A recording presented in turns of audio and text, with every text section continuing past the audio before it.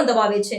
વિધાનસભામાં ઇટાલિયાના વેધક સવાલ. પ્રશ્ન પૂછવાની સત્તાનો ભયંકર દુરુપયોગ થઈ રહ્યો છે. પ્રશ્ન પૂછવાની ઓથોરિટીને ખોટી રીતે ઉપયોગ કરવામાં આવી રહ્યો છે, જેથી કરીને વિપક્ષના પ્રશ્નો દબાઈ જાય. બીજો પ્રશ્ન, આમાં સૌથી મહત્વનો મુદ્દો એ છે કે તમે જો તારાંકિત પ્રશ્નોની યાદી જોશો 8 તારીખની, તો તમને ખ્યાલ આવશે કે ભાજપના સભ્યોને વિધાનસભામાં પ્રશ્ન પૂછવાનું મનાય છે. કોઈ બોલવા દેતું નહીં. એમને તો ખાલી સહીઓ કરી દેવાની છે પ્રશ્નના કાગળ ઉપર.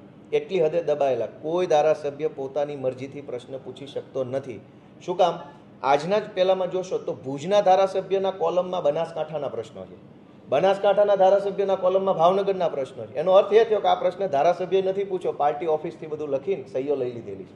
તો ભાજપના ધારાસભ્યોને આવી રીતે દબાવવામાં આવે છે, એને બોલવા દેવામાં નથી આવતા. તો હું તો વિનંતી કરું છું કે થોડુંક એને બોલવા દો. ધારાસભ્ય છે, થોડાક એને છૂટ આપો પ્રશ્ન પૂછવાની, ભલે પૂછે.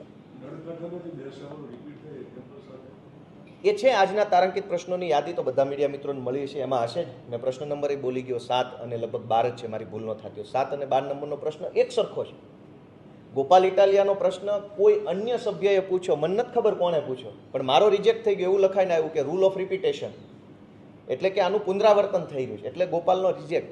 તો ભાજપના 2 સભ્યોનો એક સરખો પ્રશ્ન સિલેક્ટ કેવી રીતે થઈ ગયો? તો આનો અર્થ એવો નીકળ્યો કે ભાજપના ધારાસભ્યોને અવાજ દબાવવામાં આવે છે અને અમારોય દબાવવામાં આવે છે. અમારા પૂછેલા પ્રશ્નો રિજેક્ટ થઈ જાય છે અને એને પૂછવાના નહીં, એના વતી કોઈ પણ XYZ લખીને કાગળિયામાં સહીઓ કરીને આપી જાય. તો બંને પાર્ટીના ધારાસભ્યોના પ્રશ્નોને દબાવવામાં આવે છે. આવો આનો અર્થ નીકળે.